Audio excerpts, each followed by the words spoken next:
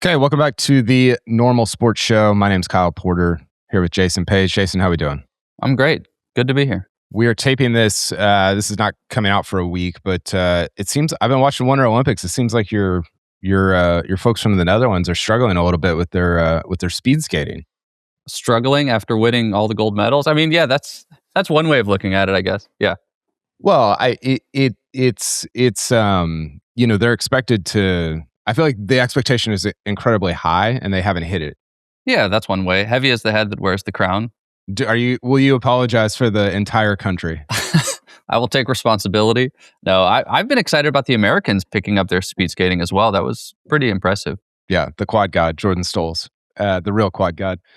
Jamie Kennedy is here also. Jamie, Golf Digest, Golf Twitter, all over the place, formerly European Tour. How are we doing? Yeah, doing well. I just realized when I see myself on video now that I chose the Tanimal look and the background's Tanimal as well. So I might just be a bouncing head in the video portion of this, but happy to be here nonetheless. Somebody suggested that, I forgot who it was, that Sam Burns should just go full Tanimal as he did. Like he should become the new Tanimal. Yeah. Somebody should take it on, you mean? Yeah, take it from Tiger. I kind of like that idea. Today we're going to talk about Golf Twitter. Jamie and I have, we were just talking about, we have very much a love-hate relationship with Golf Twitter. And I wanted to kind of dive into, Jamie, I was reading back on this is a conversation we have a lot privately, whether it's DMs or text exchanges or whatever. But I was reading back on an interview that I did with you about a year and a half ago. And it was just a topic that kept coming up of how influential it is on both of our sort of daily consumption or weekly consumption, not only consumption, but production of like within the golf world. So I'm excited to kind of dive in, and I kind of just want to start with like, what are some of our favorite things about, I mean, we could talk for probably 10 hours about about like what we hate about it, but I wanted to talk positively and maintain some optimism in the world of slop and AI and all this stuff. So just like, let's start going through like, what are some of your favorite things about the community and about the Golf Twitter platform? And maybe let's just start with like, how did you even get into it? Like, what was the thing that led you into like becoming one of the main characters on Golf Twitter? That's a good question. I mean, you picked a timely time, period to have this conversation, as I just got my account back, having been hacked for the first time. So I can confirm that I'm not the CEO of Tesla. What was that experience like? That was insane. Like, yeah, I went to bed. I've been doing a bad job of like taking my iPad or phone to bed, and last thing I'll do is like read Twitter or whatever. And I can't remember what the tweet was, but you had something the night before. Okay. And then I wake up the next day and I see the same tweet, but it's from the CEO of Tesla. And I was like, what happened here? What was that experience like? Yeah, it was very odd. I think I'd sort of dodged that how I don't know how for years, and then all of a sudden, I just woke up and locked out the account, couldn't get access to it, and then it just spiraled from there. Colleagues sending me pictures of the account name changing and the picture changing. The sad thing, actually, I think in the post sort of Elon world is how difficult it was to talk to someone about it. I mean, listen, and I'll tell you, and I think but going back to the love-hate thing, I think you'd appreciate this. When it happened and you sort of realize, okay, I'm locked out, I'm not sure there's a way to get this back, I was like 20% happy. Part of me was like, maybe I'll get into, drawing or something. use my free time to sketch out some golf courses or something. But yeah, it took a long time, and it was actually from the help of some friends in the industry that sort of got contacts and managed to sort of chase it in behind the scenes, or I'm not sure where it would have gone. But yeah, nice to be back on. And like you say, I think there's a lot of negativity towards social media, to Twitter. There's sort of buzz terms across politics, across sports, whatever it is. But I do think there is a really good essence there, and I think we both found it, and we're lucky to have found it. And back to the point about getting started in it, I think I was lucky. I went to university in the States to play golf. I went and played golf in Florida for 4 years, and back then you could only get a Facebook account if you had an American college email account. So I was remember ahead of the curve for Scots abroad. And so that was sort of early entering into it. And it was just kind of the thing you did. And then it took off a little bit. And then I went to work in golf and was sort of across it. And I don't know if I've ever told you this, but I got the job at the European Tour because of golf Twitter. It was Shane Bacon. Shane Bacon sent me a job posting the European Tour had for head of social at the tour, and said, I think you'd be good for this. And I hadn't even seen it. And I just applied sort of on a whim. And then 3-4 weeks later, I was flying down to Wentworth and trying to talk myself up to the powers that be there. And then that was kind of the start of the journey. So, but yeah, ever since, I think a meeting of obsession about golf and growing up in golf and then working in golf, it's just all sort of led me to try and find people like that.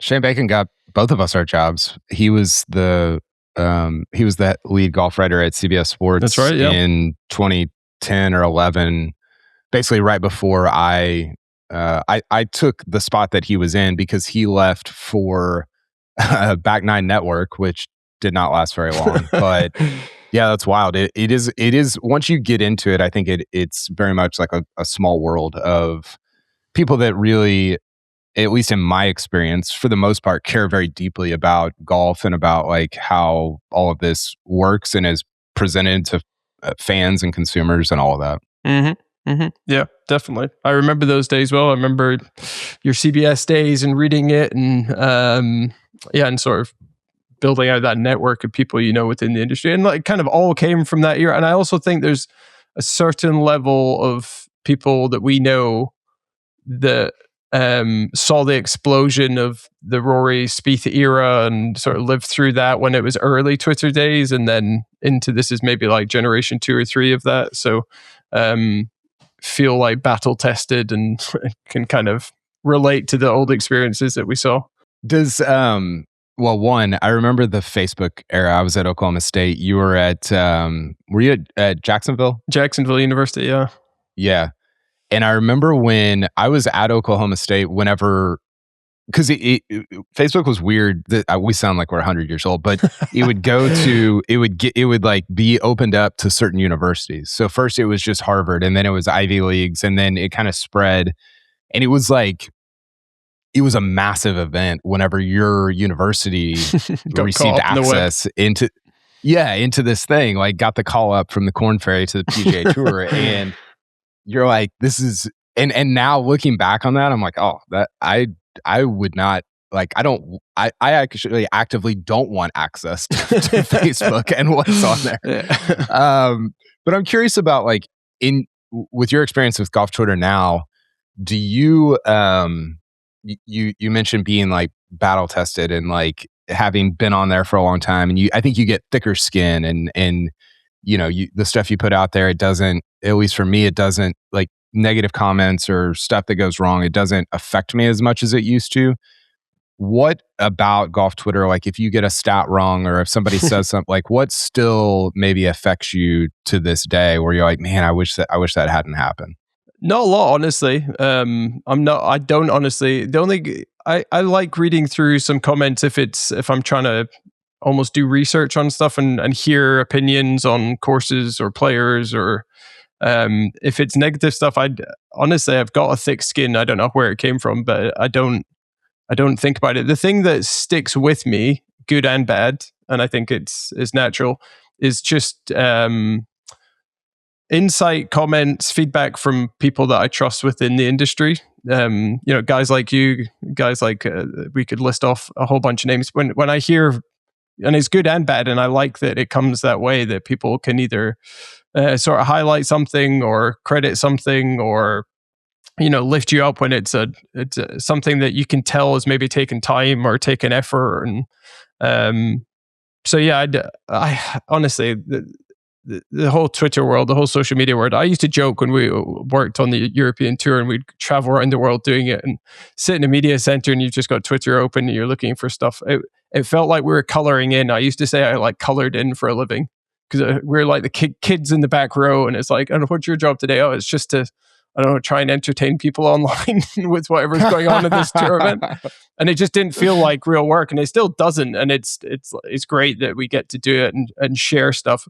But to all the fun that goes into it, you can tell. I mean, some of the detailed stats that you'll dive into will take you hours to come up with, and will have been a seed was planted 6 months ago that's sort of you're just ticking away at, and then it comes through, and you see that with whether it's with Justin Ray or Shane or Joel or whoever it might be, that all these people that spend a lot of effort in the presentation of information, of opinions, of historic facts or whatever it might be, that really just, I think ultimately you just want it to enhance the thing that you're interested in. And that can be anything. Yeah. You might be interested in, like we're talking about tennis. We have a shared love of tennis, and it could be that, or it could be professional golf. And to your point about things that we like about it, I think I still just like the fact that it's your companion when you're watching live golf.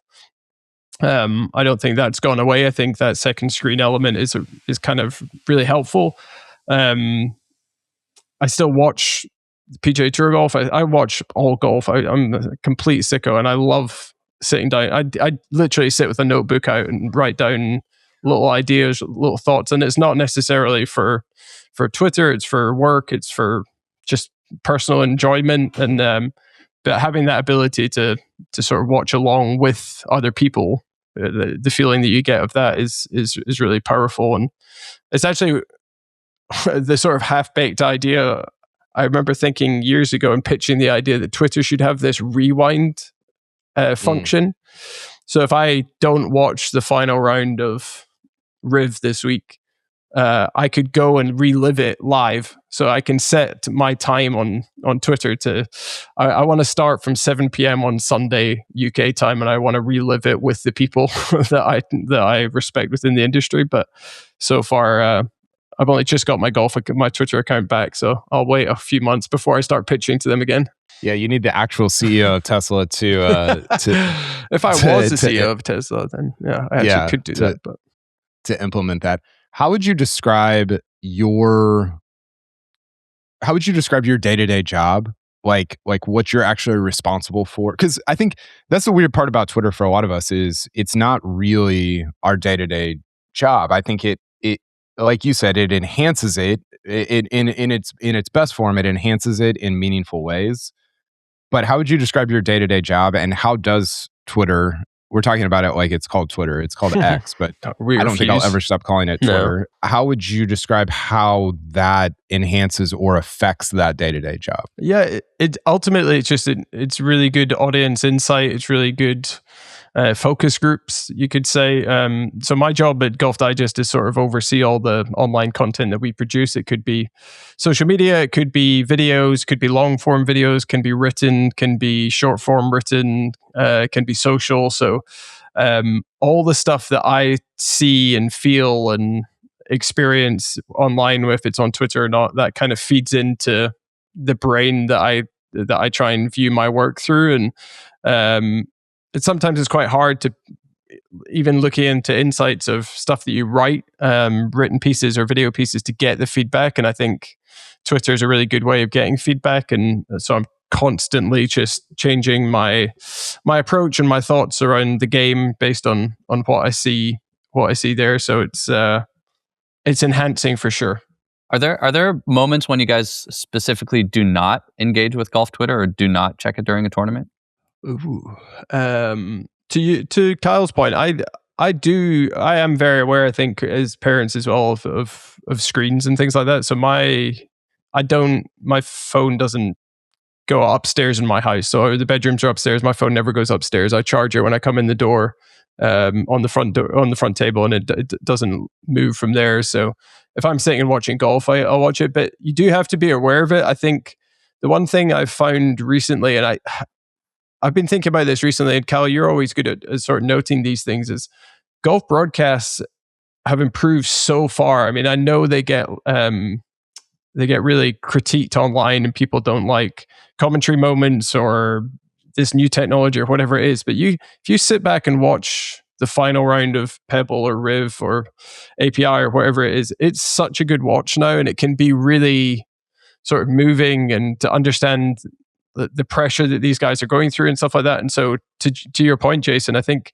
sometimes just stepping away from it and really, really watching, it's why I sort of seek out, if I watch a show now, I try and be very present when I'm watching it. And that's why I like movies, because I just kind of get lost in it for 2 or 3 hours and I'm not engaging elsewhere. And so it's something to be very aware of. I just find, you can lose on the sort of compelling nature of it if you're just constantly dipping in and out, I would say. Yeah, I agree with that. I think I was talking to Solly about this one time. I really struggle with this. Like, I think it's a skill. I guess maybe this is like self-serving to say this, but to have both going at the same time, because you want to add. You're almost like a secondary commentator. Like, you have the broadcasters who are way better at what they're talking about, but you're a little bit of a secondary commentator. And what I will find is it's difficult to like hold the tension of both things going at the same time. And I will naturally gravitate over time toward only like experiencing the event through Twitter and not through either being there or my TV, which is like that part of it is important for writing the newsletter and whatever. Like, I need to be watching what's going on. So that's where I have to like check myself sometimes, Jason, and be like, okay, am I only experiencing this second or third hand through these other people on this screen, or am I at least like experiencing the broadcast and the television portion of it? Because that, I think, is the bigger goal. Two things that came to mind through your question, Jason, is one, I watched the final round of Pebble at home with my brother. My brother doesn't live in Scotland, but he was in town and we were watching it together. And I caught myself because I went on this 5-minute conversation talking about Scottie's approach to the 18th hole. So he was trying to make eagle to get near the lead, and he hit this ball over the water with a draw, knowing that it would fade back. I mean, I think it did the rounds, but as soon as that shot was hit, because I was there and I was like, I knew when he hit the tee shot kind of what length of shot he would have. I knew where the wind was because the graphics had shown it. I felt very present in the moment of Scottie was going to hit this shot into Pebble, trying to eagle to win. And as soon as that ball took off with the draw and then faded back and went to 3 or 4 feet and then he made eagle, I turned and I was trying to explain to my brother, you don't understand. He didn't just budget for the wind. He drew it against the wind, knowing how much it was going to come. And I was like, that is incredible. And I could see from my brother's face that he wasn't maybe the audience for this. So I just quickly on my phone screenshotted a couple of the tracer lines and then shared it.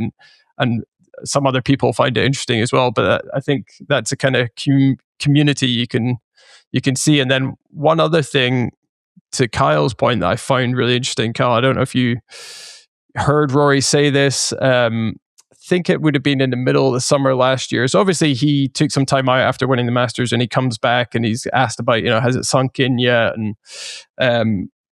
it was a throwaway comment in a press conference. I can't remember where it was, but it's stuck with me ever since. And I bring it up in social conversations quite a lot.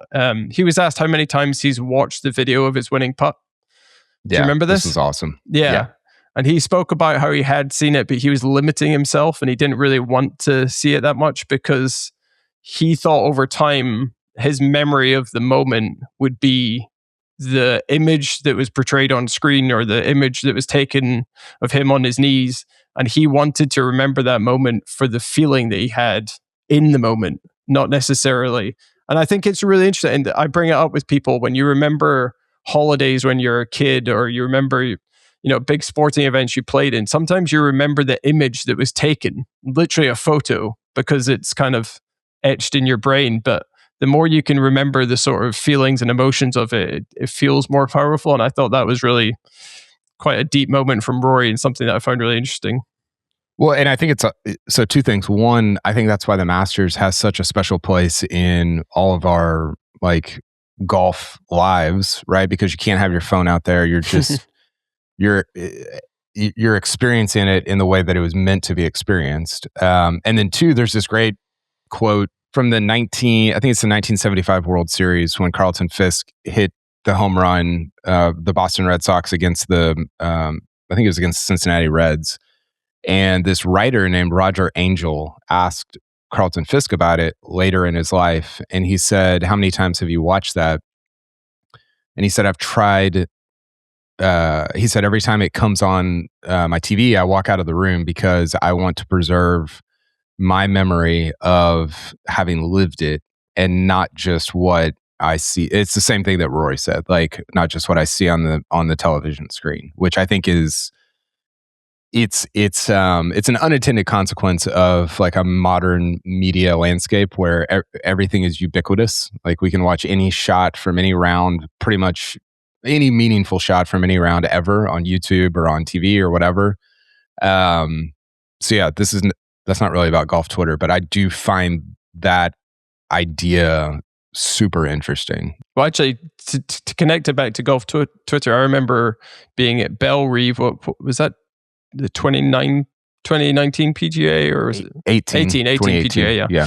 And there was an image that I'm constantly on Getty Images. I really like photography. I like golf photography. I like certain photographers. And there was an image of Tiger that week with the crowd behind him, and every single person in the crowd had their phone. And I remember thinking, I was like, wow, that's... You're used to seeing these images, but it was really stark. And so I went back and looked through Getty and found a really similar image from, I think, 2002. Same amount of crowd, right? same Tiger, yeah, the sort of on a hill behind him, and nobody had their phone, and obviously they just didn't have phones with cameras back then. But I posted both images on Twitter, just saying how far the world come with cell phones, and that was like one of my... That had to be your most viewed tweet ever, right? It was popping up in like news articles everywhere, and I thought it was just a kind of observation, but I think a lot of that is what sort of golf Twitter is. But to that point of, I totally get it. Like if you've got the chance to be at the Open Championship and Scottie Scheffler's hitting a shot in front of you, part of you wants to capture it to be able to share it with friends and tell them you were right there. But you can't take away from just how cool it is to stand there. And that, to your point about the Masters, that's like, I think that's a big takeaway that fans have when they get there, is just how present you are and how communal experience it is that you're stood there and you'll turn to the person next to you, you don't know them, and comment on how good a shot that was or how hard a shot that is. And my dad and my brother are going to the Masters this year for the first time. I'll be there working, so it'll be a cool experience to live it through them and probably bore them with, look at it, take it in. How good is that? Do you realize how good that shot was? Yeah. Yeah. Are you not entertained? Yeah. Do you find, Jamie, that Twitter more often enhances your like? I guess what I'm asking is, sometimes I feel like with Twitter, I'm only viewing golf through the lens of like, how can I make this into a piece of content, whether for the newsletter, or for Twitter, or for the podcast, or whatever. Do you find yourself thinking that also, or are you able to kind of separate those two things? I think I do separate it. I think I dip into for just pure enjoyment and trying to find humor or trying to find intrigue. I have certain lanes that I really like. Stats. I really like watching sports through strategic play and stats, and it doesn't matter if that's football, rugby, tennis, whatever it would be. But sometimes it's kind of like needle in a haystack when it comes to actual professional output from it. Like I said, I have notebooks full of just ideas, but I also have just notes I send myself on my computer that I'll just screenshot something, and it might be, quite often it's from other sports as well. We talked about tennis and how similar the sports are, but there's a guy that I started following a couple of years ago called Bastien Fashion. Have you ever followed him? Yeah, you should follow him. So he's Twitter sort of tennis commentator, I would think. Not an official commentator, but sort of posts on Twitter about tennis. And his angles were very similar to sort of your angles on golf he has with tennis. It's sort of putting historical moments in context and adding value and sort of fun to live tournaments that are going on.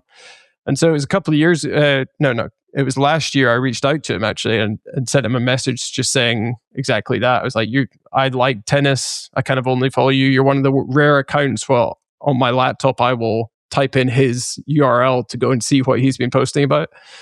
And he posted back saying that he's not really a golf fan, but that he likes my content for golf majors, and he'll dip into the majors and sort of pick up on some of the stuff that we're posting. And that was, again, to your point about feeling raised up. It was a really kind of nice moment that we were able to share that. But I just looked him up. He follows me. There you go. So maybe you inspired him. But to his credit, a lot of the time I'm thinking like, what would he do if he worked in golf? Like, what's his angle or thought? And well, I think that's really smart because I was listening to something the other day and they were talking about how too often this was not a golf podcast or anything like that, but they're talking about how too often in any industry you steal from within the industry, and it just becomes this world of copycatters. And what you really should do is look in other verticals or other places, other industries, and look at what they do and start to implement some of that into what you do in your own. And I thought that was really smart because you don't want to just be like, oh, well, we're just a worse version of Fried Egg, or we're just a worse version of the Strap series. Like, you want to look at what's this creator doing in technology, or the NBA, or the Premier League, or F1. I've taken a lot from F1, honestly, and yeah, I think that strategy is more helpful than like just copying within your own industry. Yeah.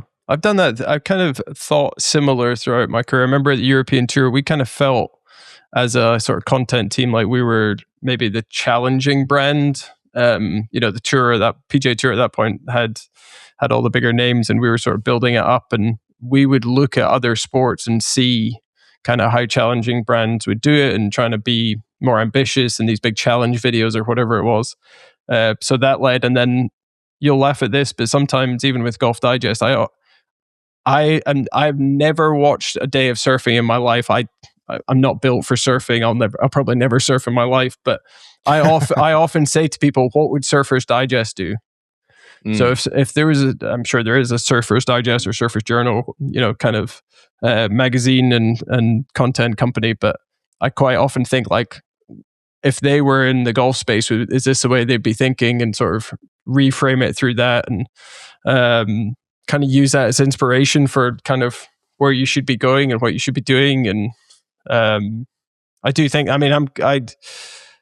there's so many different, I grew up as such a sports nut. And I think when I went to college in the States, just seeing the 24/7 ESPN2 college sports and everything, I just like, it opened up this whole new world. But I feel like I bring in a lot of other sports, not necessarily into the content that I write or post about, but it definitely informs the way I'm thinking about the game.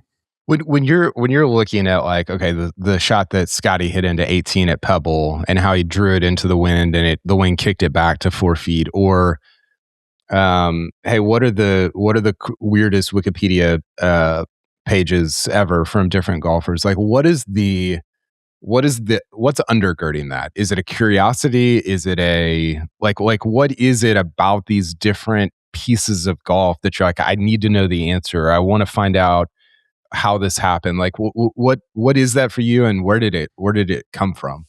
Yeah, it's definitely a curiosity. I'm not necessarily sure where it came from. With golf, I've always loved golf. I grew up playing golf, and I don't know if it leads into, I never really had a whole lot of lessons growing up. And so it was kind of like trying to find out the way, I used to drive my dad crazy because he would, pay for these memberships and pay for these events. And then he'd be like, but Jamie, how do I hit a bunker shot? And I was like, I don't know. Like, I just kind of open the face and it spins that way, and it works. And if I want to hit it low, I do this, and it kind of happens. And so I feel like I've been in touch with that sort of that side of the game. Obviously, never was able to play it to a much higher level in college, but so I've definitely had a curiosity and a sort of passion for the game through that way. But elsewhere, a lot of it is just, it's what I'm interested in. And back to that point of like turning to my brother at Pebble and saying, oh, did you see he just drew that 5 yards into the wind? And seeing in his face, he's maybe not that interested. Whereas if you share it, there's a community in golf that does want to see it. And I remember there's a golf video. There's a company over here called Cookie Jar Golf, a British group of golfers you might have heard of. And they have, they're very good. Yeah, podcasting, great video work. And they ran an event a couple of years ago at one of their clubs, and one of the guys that won the event got up and spoke afterwards, and was just thanking everyone for the event and playing in this event. And he said, I don't have a lot of people in my life day to day that I get to talk to about golf in the way that I talk to you guys today. He's like, there's a community here of golfers that are like-minded and want to talk about the same things that I do. And I think with a lot of things that you notice or discover or are interested in, I don't know, you just sort of trust the fact that there'll be other people interested in it as well, and sort of share it out and see. And sometimes they're not, and that's fine. And you sort of learn through that way. But for me, a lot of it is not necessarily in, performance or popularity of anything. It's just getting to that, I've got an itch and I want to find out, how the 10th hole at Riv's played over the 20 years that ShotLink's been around, and how has it evolved or not evolved, and then I think that's interesting enough that people might want to take note and be interested in it. But if they're not, that's totally fine as well. Okay, Jason, new sponsor on the podcast, Saps Original. They are a hydration and recovery drink company, and we need hydration and recovery for all the talking that we're doing, all the writing and illustrating that we're doing. Very, very difficult work here. It is funny. I've been sitting here watching the Winter Olympics, and these insane like biathlon and uphill skiing and all this stuff. And I'm like, gosh, I need to be hydrated while I'm sitting behind the computer typing away. Yeah, exactly. Watching these elite athletes. They also offer, Jason, electrolytes for hydration, adaptogens for stress and balance, and aminos to help your body recovery faster. Big thanks to Saps Original for sponsoring the podcast. And let's get back to Jamie.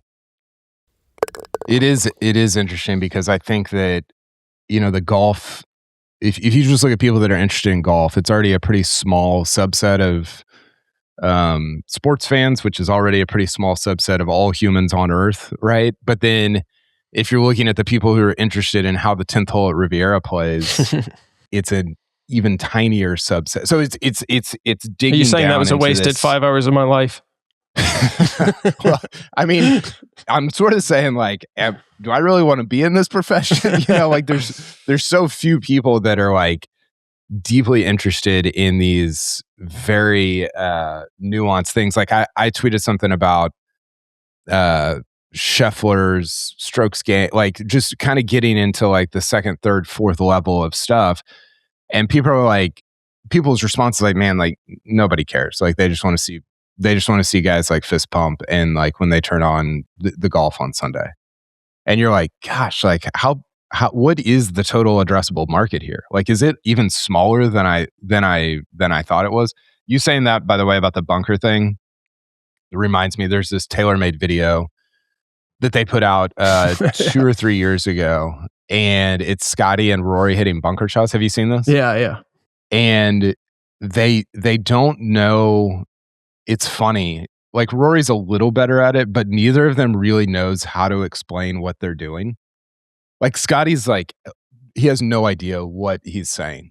Like he's hitting these extraordinary bunker shots, and he's being asked by this sort of like a commentator that's there, like, okay, what's going on here? And he's like, it's kind of like the DJ thing. Like, I just hit a fade. I don't know, man. Like, what? And there's a secret. There's like a takeaway there, right? As well. But to your point, and I think Jason, you can speak to this as well with what you guys are doing. There is this idea that not to break it down into like a whole economics thing of like having an engaged smaller group is better than having a disengaged larger group, but I think you'll have seen that like the last 5 or 6 years, there's been this huge new audience to golf. Listen, everyone talks about it like a rounds played or whatever, but there's definitely people that have come to the game. And I think that audience is more open to the idea of getting a little nerdier and finding out more information than they were previously. You talk about your love for F1 or tennis or whatever it might be. You're not just there to like, I'm just going to switch it on and watch it. You kind of want to learn. You want to understand. You want to know the nuance. You want to know the strategy and the technique. And I think that has been a real shift. And I don't know if it's like a craft industries thing and everyone's keen to know backstories to everything and they want to know the origin story of all these different little pieces and whether Golf Twitter can bring them some of that information. But to your point, like, built within what you guys do is entertainment and like making golf entertaining, but there's real informative stuff within that. And it's not necessarily what you're writing, it's kind of what you're making people think. And I think we were talking earlier about that Andy Roddick podcast, and one of the quotes, this can't be an Andy Roddick quote, by the way, but he said it and I wrote it down, and it's something I've thought about a lot recently, is that social intelligence isn't the words you say, it's the questions you ask. Yeah, and so that for sure is not an Andy Roddick quote. I don't think he picked that up on a flight to the Cincinnati event, but he was obviously just re-quoting this as something he'd heard, and I thought about it, and it is really interesting, because you think the people that I follow on Twitter, to bring it back to golf Twitter, and the people that I find myself screenshotting, sharing, sending to myself, is not necessarily what they wrote or what they the information they shared, but it's the questions that it made me ask myself about, that's interesting. I knew Scottie was good, but is he that much better than everyone else? Or, I thought Cole Morikawa wasn't that interesting, but actually what you've just said makes him more interesting. Or, you had Sean on recently, and Sean does a great job of adding those layers and context to players and moments and events. But so I think there's a lot of that within the industry. And just to get back to the point of that idea that I think people are coming into sports now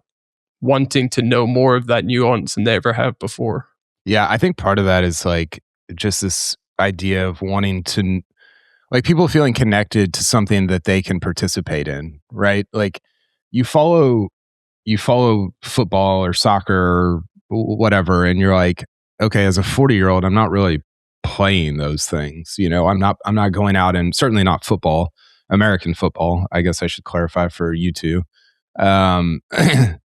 And I'm not going out and playing baseball as a 40-year-old or whatever, but people do go play golf and they want to feel connected to it. And I think watching professional golf is one easy way to feel more connected to it. And I also think, the question asking, like, that's been kind of just my career, is like asking questions of myself and figuring out the answers, and like people just getting a view into what those questions and answers are is what sustains us economically. And I hope that that's fun for me, because it again, it goes back to like you're satiating your own curiosity, and I'm very grateful that people are interested enough to support that from whether our audience is big enough or people are part of our membership or whatever. But part of me, always turns around being like, how long is this going to last? Like, how many, like, are people actually that interested?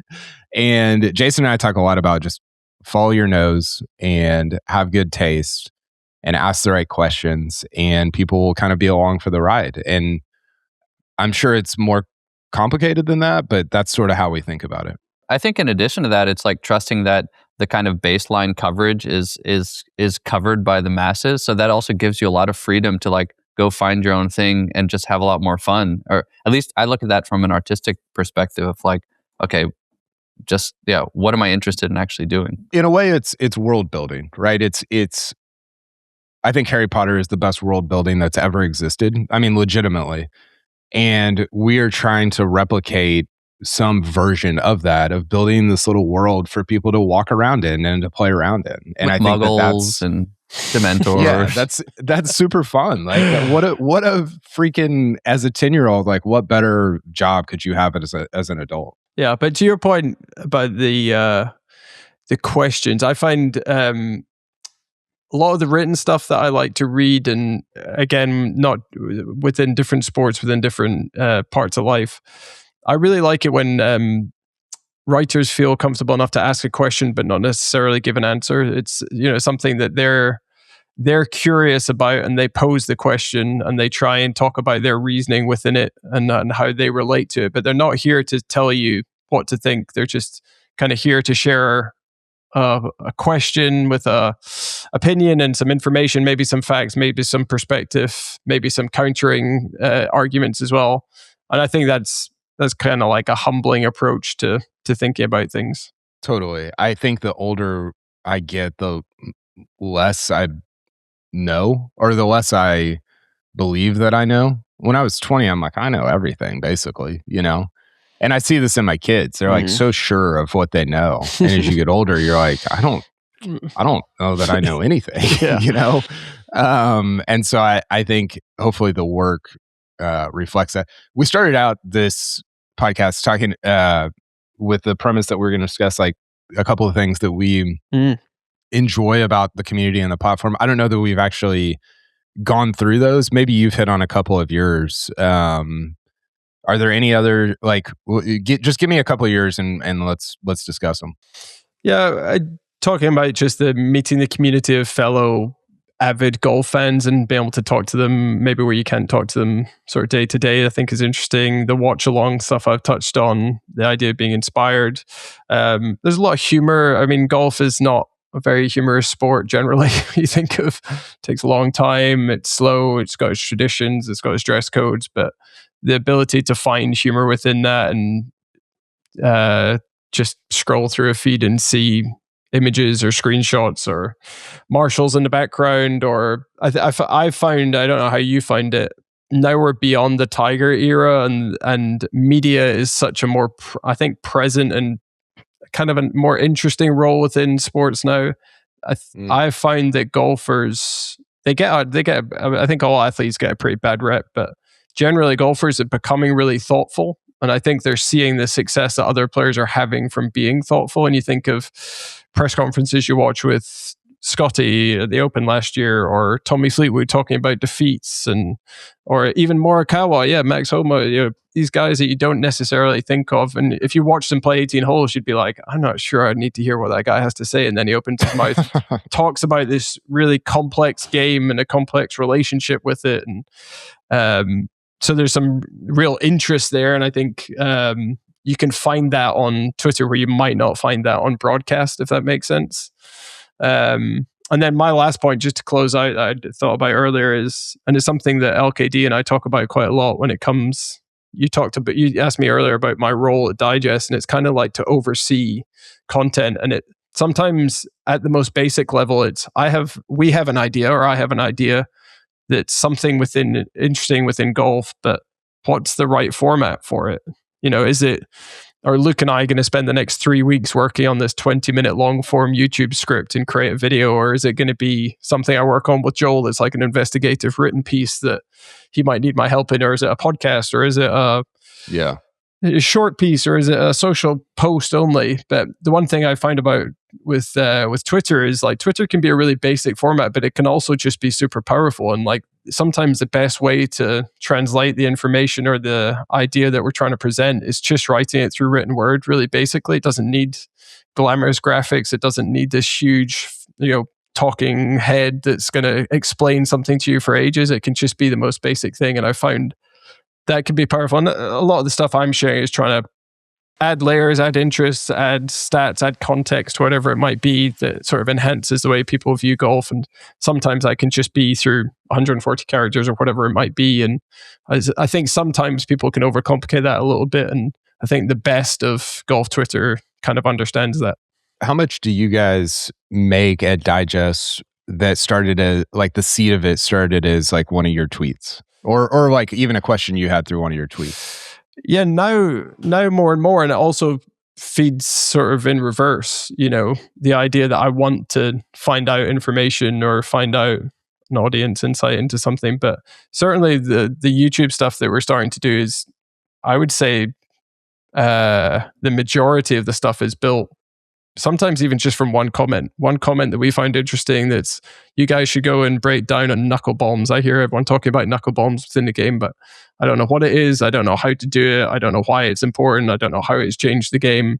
And so we'll go off and spend time working on it. And I think that's powerful. I think that creates like the feedback loop that is, that comes across in the stuff that Luke does and the team does, but can also come across in written stuff as well. But to your point, it's always evolving. It's always like molding the idea that you have of the golf audience and golf in general. I think you do such a good job, and I'm curious if this is a conscious choice, but I think you do such a good job of making the golf fan, consumer, reader, watcher, whatever, feel smarter because of things that you notice. And so an example of this, I think you posted during Pebble, was Chris Gotterup's feet, like his stance. So he's pointed 30 yards to the left with his feet, and he hits this shot that's, on line with the flag, or, to a certain part of the green or whatever. And that's not something that who didn't play golf growing up, would have probably noticed. There's other things that I noticed. I mean, normal sport is just noticing. It's just observing, right? And so I'm sort of coming almost from the other angle of like an outsider, and you're coming at it from the angle of an insider. And so I don't even know if I have a question there, but is that something that is that something when you look at Chris Goddard, you're just like, you notice that, or are you actively looking for things to try to make the golf fans smarter? No, I think the idea of feeling smarter to when you're watching sport is something I personally like to do. The way I read and consume football or rugby, or you'll laugh at snooker. I kind of want to be an educated viewer of these things, and that probably just comes naturally into how I view golf. I obviously know golf a lot better than any of those other sports. I feel like I can sort of bring some of that in. But back to the idea of when we used to work at the European Tour, I remember having this really interesting conversation with when Keith Pelle came in, which is, I don't know, 2016-ish or so. He came in and sat us down as a content team, and I think we all thought we were going to get cut because we're maybe a bit too out there. And he was coming in and he was a huge fan of what we did, but he was asking us kind of what was the motivation behind some of the content that we were producing. And two of the things we came to were, we want to make everyone that watches European Tour smarter golf fans by explaining things or showcasing shots or moments or players, but we also want to add context to a lot of these players. Like I kept using my father-in-law as my audience for this, that if he was sitting down watching golf on a Saturday afternoon and they bring up the top 10 leaderboard, I wanted him to have like relevance and information about each player that sort of shaped what he thought of them. And it might be that a player is very dedicated and he's on the range all the time, like an Alex Noren, or it might be that this player's got a super interesting life off the course and likes to surf or whatever it is. But we're just trying to kind of make them more colorful characters within the game that sort of enhance the way that they would watch it. And that's not even from a game point of view. That's just more of a personality point of view. But I guess maybe because that was encouraged at that point, it's kind of kept all the way through to now. Yeah, for sure. Okay, mine that I wrote down, you just went through yours, which are all great. I've probably touched on a few of these, so I'll go through them quickly. Again, these are 5 things that we like about the community and the platform of Twitter. First one's, other people I think are brilliant. Like, I don't necessarily dive into the replies as much as I used to, but like I put out a meme of Ricky Fowler during Pebble of what does this man do for a living? And the replies are just like, they're insane. Like, they're so smart and so funny. Yeah. And it amuses me to kind of read through how other people think. I think it's also like, for me, and this, we talked about this a little bit with your work, it's a good testing ground, almost like a comedian working through a set list of, you hear about guys like Chris Rock or, Nate Bargatze, whoever, going to these like off-Broadway type comedy clubs and just working out their set list. And you're like, that's crazy. But in some ways, like, that's kind of how I use Twitter a little bit, is to like, okay, did this work? Is this something? The Jerry Seinfeld book, is this anything? I think it's sometimes the way that I think about Twitter. Number 3, I love and this is, I think this is the through line for both of us. I love the friction of it because it's always sparking different ideas and thoughts. And I see something over here that, that Joel Beal posted, and I'm like, oh, could I do something with that in my newsletter? Do I have a thought on that? Like, it is such for all the bad things about it, it is such a playground for friction that sparks good ideas and good thoughts about golf that I hope entertain and inform our audience that reads our newsletter, that listens to this, that follows us on Twitter or whatever. So that's number 3. I still think it's kind of magical that you can interact with kind of anybody in the world, right? Like, yeah, it's wild.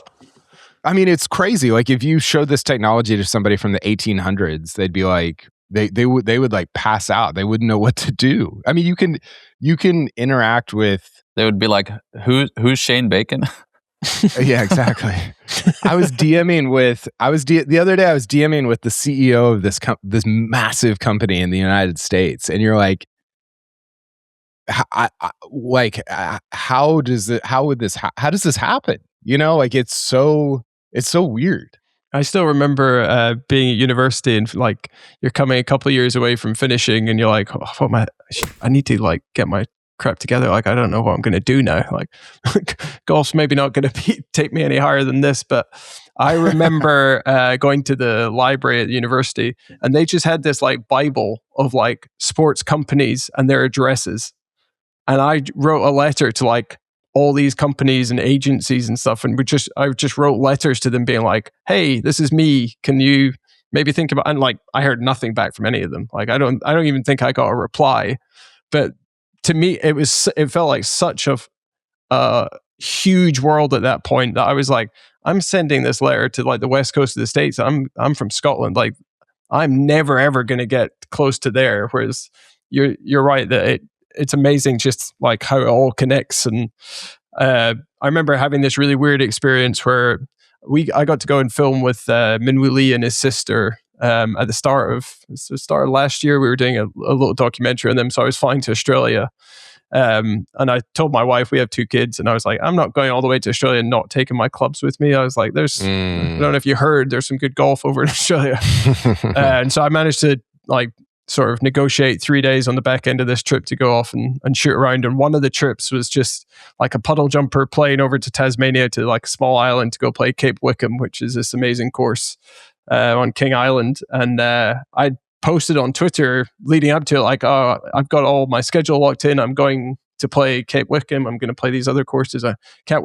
And also a lot of it is, I kind of want people to tell me, oh, when you're there, you should get a coffee there. And by the way, I'll make sure and get this guy as a caddy. Oh, and if you like that course, you'd love this course somewhere else. Yes. Like it helps inform.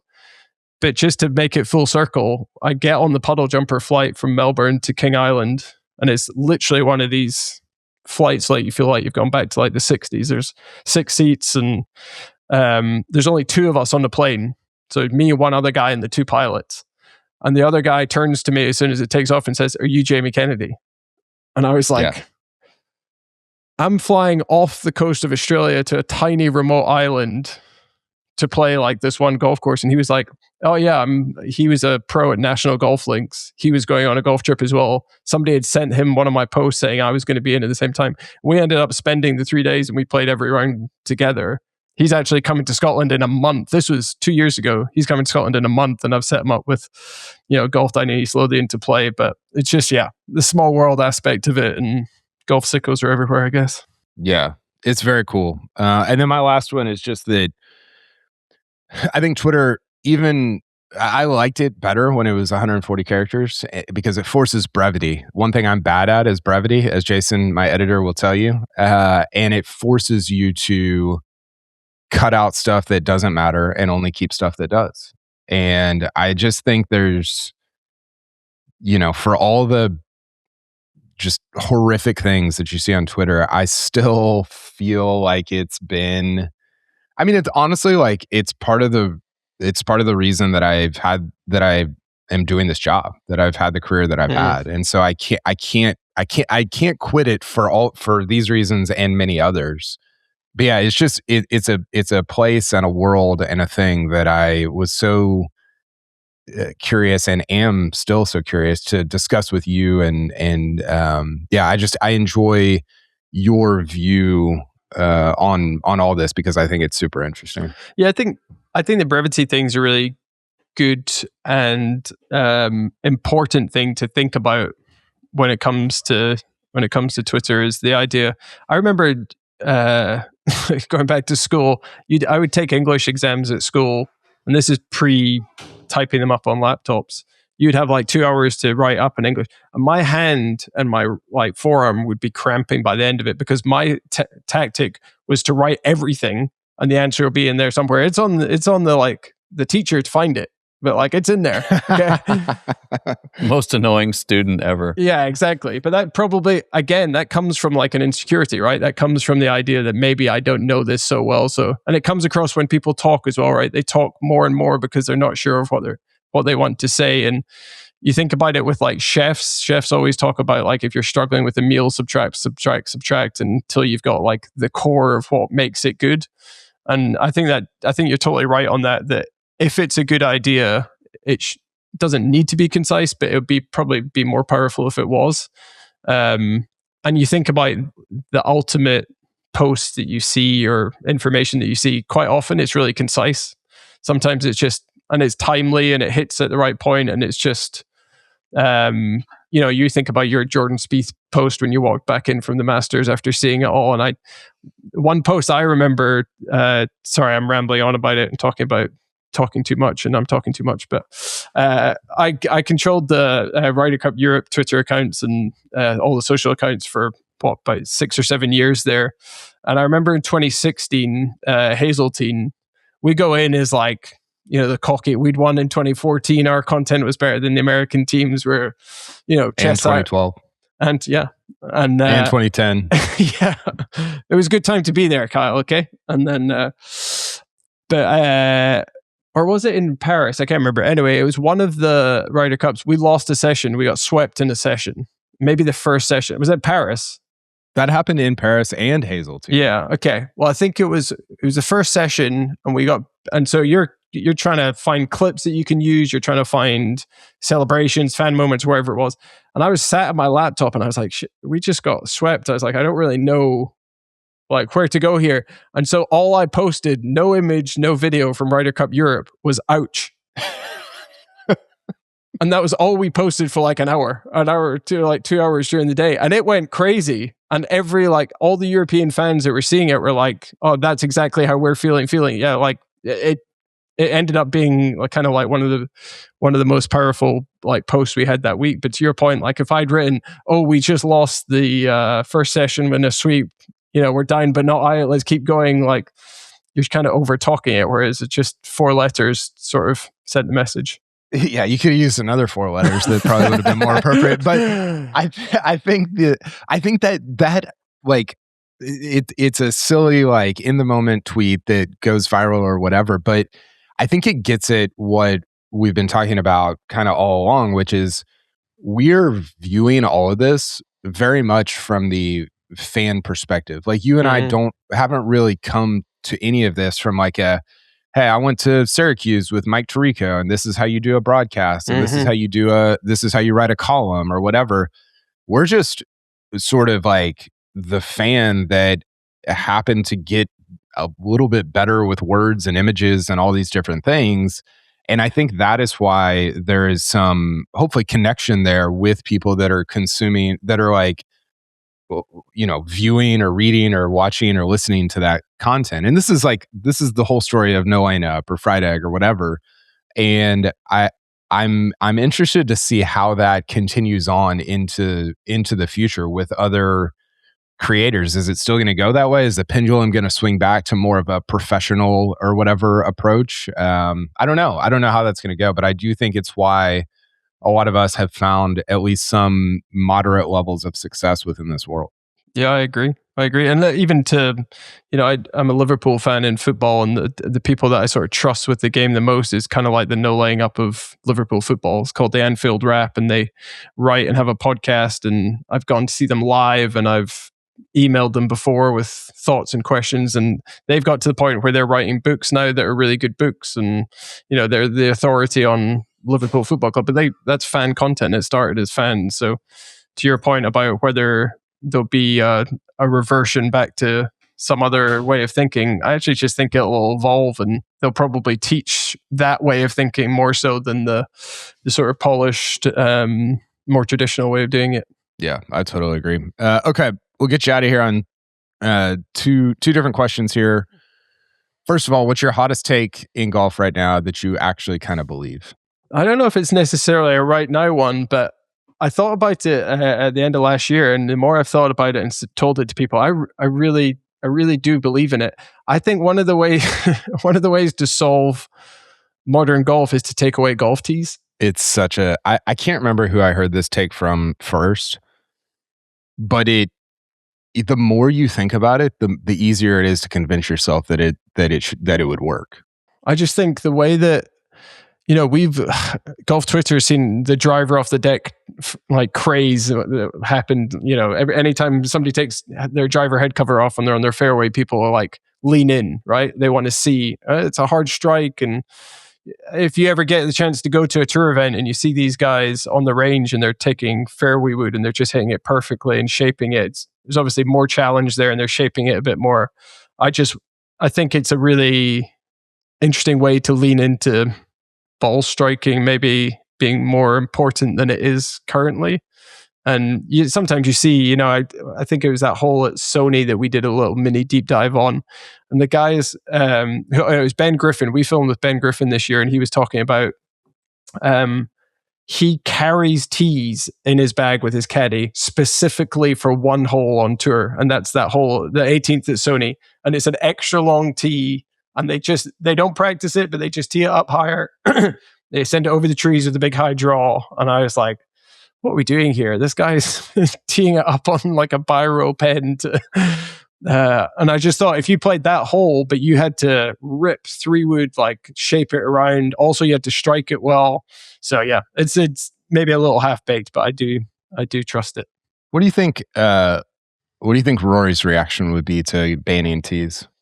I think it would suit him. I can't imagine he'd probably vote for it, but yeah, I just think it's probably gonna, like I said, accentuate finding the middle of the club face, which is something we talk about quite a lot. People talking about making the driver head smaller, making the ball spin more, whatever it is. It kind of all comes down to that premise that these mishits are maybe going a little bit further and straighter than they should be, but.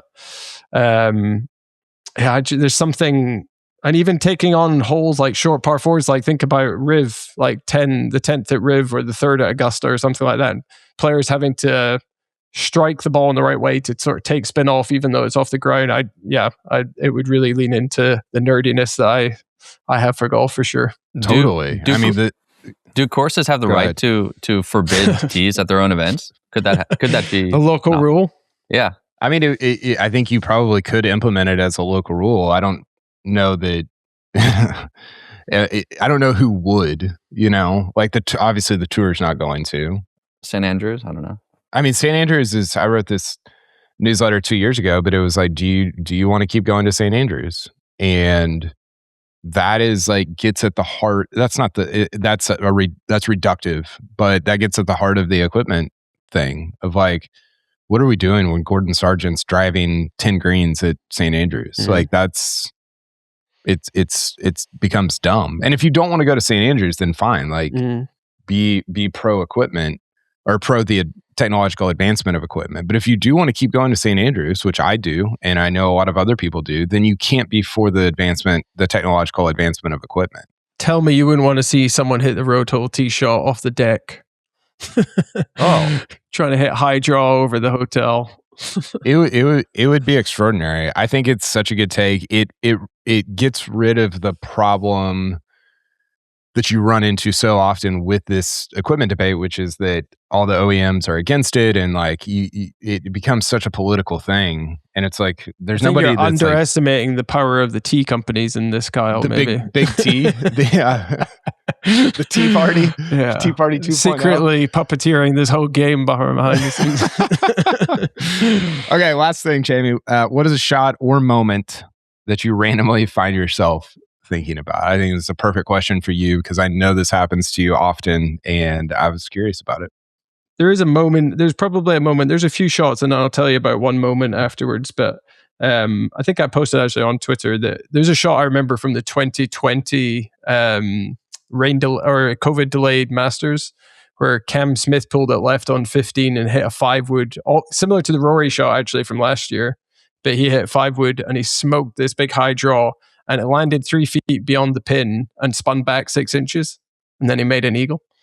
And it was just because they were playing it. And it just, that summed up to me kind of that soft Masters that isn't my Masters that I want. But Not my Masters. Not my Masters, but I think probably the shot that I think about the most, which would be a bit niche, is about 3 years ago, Alex Noren hit a flop shot over the road hole bunker. We were just talking about 17. This. Yeah, it was insane. Slight downhill lie. If you've ever, I actually got to know Alex really well when I was on tour, and I kind of watch him practice a lot and speak to him about the way he approaches stuff, and he practices that shot a lot. So when I saw him lining up for this shot, I was watching it live over here because it's kind of on our time zone, and I saw him opening the face and taking these big bouncy swipe left swings, and I was like, I mean, that if you want to see the essence of professional golf and confidence and ability and skill, he sends this flop shot over the bunker and it spins back about 6. It goes to